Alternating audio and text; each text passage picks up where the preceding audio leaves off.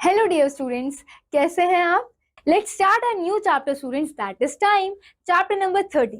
Okay students, so as we all know that we read the time from a clock or a watch, so look at the face and the dial of the clock as shown here. Okay, so this is a clock students. यहाँ पर two hands होते हैं, एक होता है minute hand और दूसरा होता है hour hand.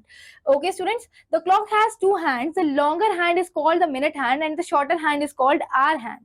The dial of the clock is divided into 12 big divisions. ठीक है, ये जो डायल है ना, ये किस में डिवाइड हो गया है? 12 बिग डिविजन्स में डिवाइड है. तो इसका मतलब कितने डिविजन्स हुए स्टूडेंट्स? 1 से लेके 12 तक इसमें 12 डिविजन्स हैं. ठीक है, सो अब देखिए स्टूडेंट्स, यहाँ पर each big division has 5 small divisions और हर एक बिग डिवीजन के बीच में क्या है? 5 स्मॉल डिविजन्स हैं. ओके, 5 स्मॉल डिविजन्स हैं. तो यहाँ पर भी 5 है, यहाँ पर भी 5, यहाँ पर भी 5. तो ऐसे कितने डिविजन्स है small?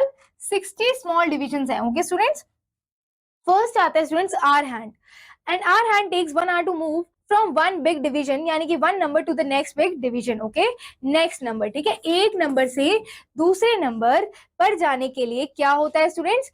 And hour hand takes 1 hour. ठीक है, 1 hour लेता है आवर हैंड.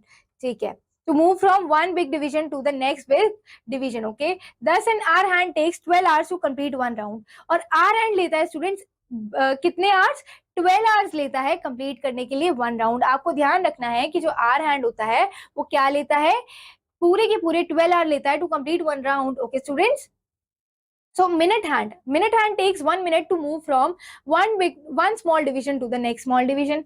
अब एक small division से next small division पे जाने के लिए जो minute hand है स्टूडेंट्स, वो कितना लेता है मिनट? वो 1 minute लेता है. ठीक है, so these are the small divisions. Okay students, तो ये जैसे कि ये हो गए बिग डिविजन्स और इनके बीच में जो छोटे छोटे बने हुए हैं ये हो गए स्मॉल डिविजन्स. देखिए, इन छोटे डिवीजन से एक डिवीजन से दूसरे डिवीजन पे जाने के लिए ये कितने मिनट लेता है स्टूडेंट्स? ये लेता है 1 मिनट. ठीक है, और जो आर हैंड है स्टूडेंट्स, वो बिग डिवीजन से वन बिग डिवीजन से दूसरे बिग डिवीजन पे जाने के लिए कितना घंटा लेता है? कितने मिनट्स लेता है? वो 60 मिनट्स लेता है. ठीक है, 60 मिनट्स, यानी कि कितने मिनट्स लेगा? 60 मिनट्स लेगा और पूरा का पूरा राउंड कंप्लीट करने के लिए 1 hour लेगा. आर हैंड, ठीक है, यहाँ पर हो गया. अब यहाँ पर स्टूडेंट्स हमने मिनट हैंड को भी पढ़ा. सो 1 minute hand takes 1 minute to move from one small division to next small division. Also it takes 5 minutes to move from one big division to the next big division. देखिए, एक big division से दूसरे big division जाने के लिए जो minute hand होता है, यहाँ से यहाँ जाने के लिए स्टूडेंट्स जो मिनट हैंड होता है वो कितना लेता है टाइम? वो लेता है 5 minutes. Okay, next, reading clock to find the time in hours. अब रीड करेंगे स्टूडेंट्स क्लॉक, क्या फाइंड आउट करने के लिए? टाइम फाइंड आउट करने के लिए. So number of minutes past the hour. ठीक है, so step 1 is first look at the position of an hour hand to know where it lies between the 2 hours. ठीक है, अब क्या होता है? नंबर of minutes past the hour. ठीक है, यहाँ पे हमें निकालना है. इसका मतलब अब हमें ये चेक करना है कि जो मिनट्स है वो कितने पास हो गए आवर में. ठीक है, तो first look at the position of the hour hand and to know where it lies between 2 hours. अब देखिए, अब आप देखोगे पोजीशन ऑफ मिनट हैंड कहाँ पे है? ये रही. ठीक है, then look at the position of the minute hand, also find the number of minutes it has already covered during the round. अब ये देखिए कि इसने कितने मिनट्स कवर कर लिए, यहाँ से यहाँ तक कितने मिनट्स कर लिए during an hour. Now read the time number of minutes past the hour. अब रीड करना है time number of minutes past the hour. तो कितने मिनट्स पास हो गए स्टूडेंट्स? 40 मिनट्स पास हो गए. ठीक है, आवर हैंड से यहाँ तक लेके कितने मिनट्स पास हो गए? 40 मिनट्स पास हो गए. Number of minutes to the next hour. अब नेक्स्ट आवर पे जाने के लिए जो नंबर ऑफ मिनट्स है वो कितने पास होंगे? First look at the position of the hour hand to know where it lies between 2 hours. ठीक है, ओके स्टूडेंट्स, अब हमें ये चेक करना है कि इस क्लॉक में अभी तक कितने मिनट्स पास हुए थे? 40 मिनट्स पास हुए हैं, लेकिन नेक्स्ट आवर हैंड पे जाने के लिए इसको कितने मिनट्स और लगेंगे? तो 20 मिनट्स और लगेंगे. ठीक है स्टूडेंट्स, कितने लगेंगे? 20 minutes to reach 2. Okay students, now write the time in the given space. अब हम टाइम निकालेंगे स्टूडेंट्स, जैसे कि है 2:10, तो यहाँ कितना टाइम हो रहा है?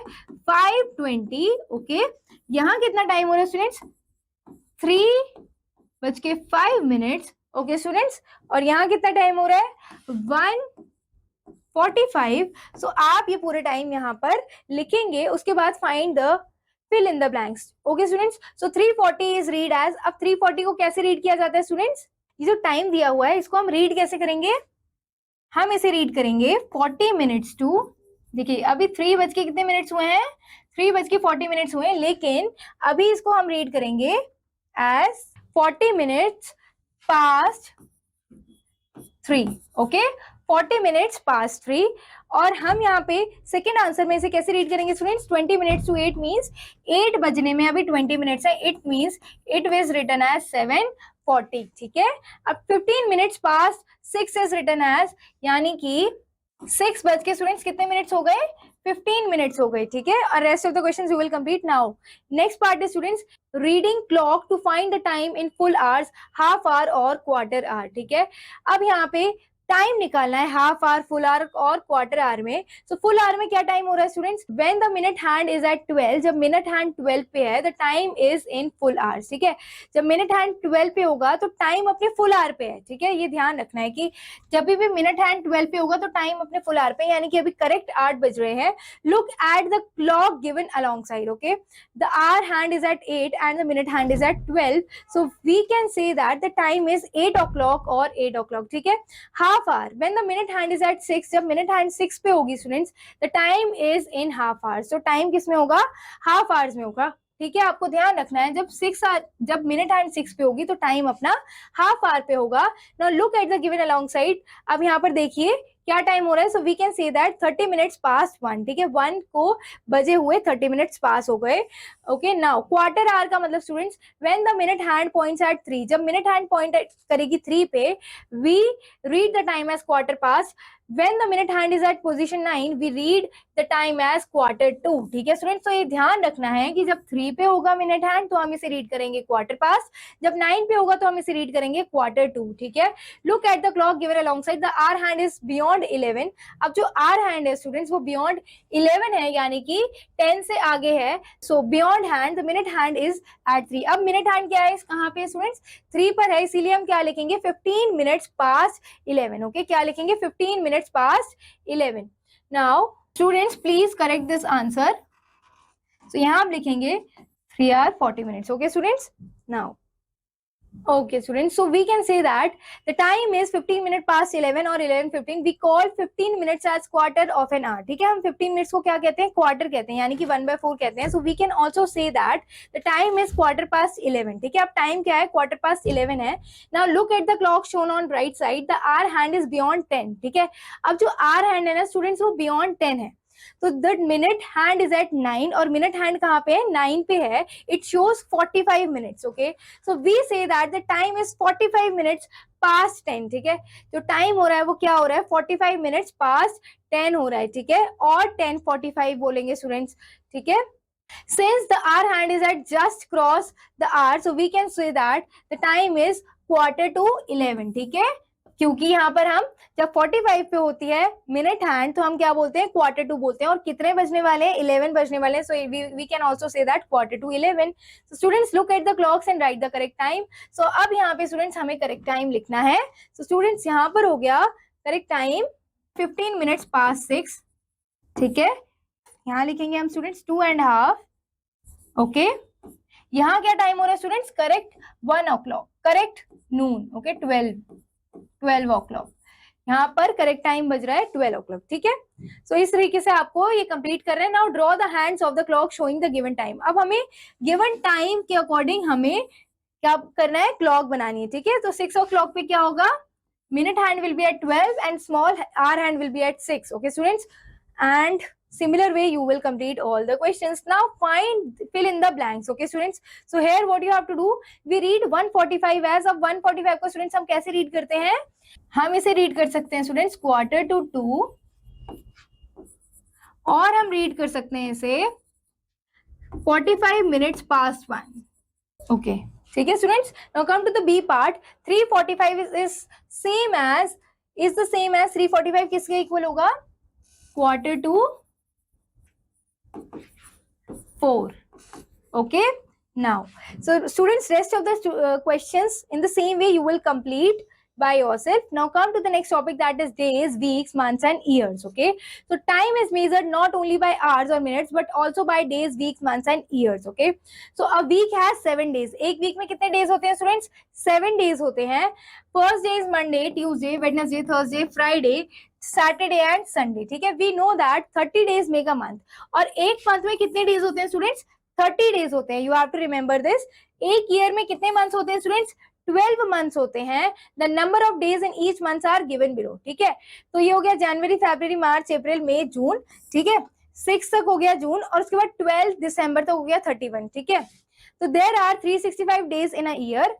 365 डेज होते हैं स्टूडेंट्स ईयर में, but leap year has 366 days. देखिए ये होते हैं number of days. You have to remember the number of days students. ठीक है, और एक ईयर में कितने डेज होते हैं? 365 डेज होते हैं. लेकिन अगर वो लीप ईयर है तो कितने डेज होंगे? 366 डेज होंगे. Leap year, a year which is exactly divisible by 4 is leap year. जो ईयर एग्जैक्टली 4 से डिविजिबल हो उसे बोलेंगे students leap year. For example 2000, 2004, 2008, तो ये सारी ईयर्स क्या है? 4 से डिविजिबल है. इसका मतलब ये क्या है? Leap year. इनके इन ईयर्स के अंदर कितने डेज होंगे? 366 डेज होंगे. Okay students, now come to the example number 1. 5 months 2 weeks into days. अब मुझे कन्वर्ट करना है 5 मंथ्स इनटू 2 वीक्स. 5 मंथ्स और 2 वीक्स को डेज में कन्वर्ट करना है स्टूडेंट्स. तो आप 5 को मल्टीप्लाई कर देंगे नंबर ऑफ डेज में से, यानी कि एक मंथ में 30 डेज होते हैं. सो 5 इंटू 30 इज 150 डेज. एंड 2 को मल्टीप्लाई करेंगे स्टूडेंट्स 7 से, क्योंकि एक वीक के अंदर होते हैं 7 डेज. जब आप 150 प्लस 14 करते हैं तो आपको फाइनल आंसर आता है 164 डेज. ठीक है, now convert 4 year 6 months into days. अब 4 ईयर क्या होगा? 4 को मल्टीप्लाई करेंगे स्टूडेंट्स 365 डेज के साथ, क्योंकि एक ईयर के अंदर कितने डेज होते हैं? 365. एंड प्लस करेंगे स्टूडेंट्स 6 इंटू 30, क्योंकि एक मंथ के अंदर 30 डेज होते हैं. जब आप दोनों को ऐड कर लेंगे तो स्टूडेंट्स आपका फाइनल आंसर होगा 1640 days. Okay students, now come to the exercise part. Here your question number 1 is students, a year has, एक ईयर में कितने डेज होते हैं? 365 डेज होते हैं, या फिर 360 डेज होते हैं, 366 डेज होते हैं लीप ईयर में. ठीक है, डैश वीक्स मेगा मंथ. देखिए कितने वीक्स मंथ बनाते हैं? सो 4 वीक्स स्टूडेंट्स मंथ बनाते हैं. Dash weeks make a year. So 52 weeks students make a year. 8th month of the year is, 8th month कौन सा है स्टूडेंट्स? अगस्त. Okay, now the first day of the week is Monday. Okay students, you will complete this exercise by yourself. Okay, now come to the question number 2, that is convert into days. अब 8 weeks जो है उसे convert करेंगे आप days में, तो 8 into 7 students क्या होता है? 56 होता है. 9 मंथ्स, 9 इंटू 12 क्या होता है? 108 होता है. ठीक है, 8 क्योंकि हमने किस में कन्वर्ट कर लिया? डेज में कन्वर्ट कर लिया. एक वीक में 7 डेज होते हैं.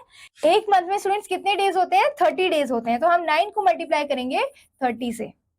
21 वीक्स को स्टूडेंट्स अगर आपको कन्वर्ट करना हो तो आप 21 को मल्टीप्लाई करेंगे 7 से और आंसर फाइंड आउट करेंगे.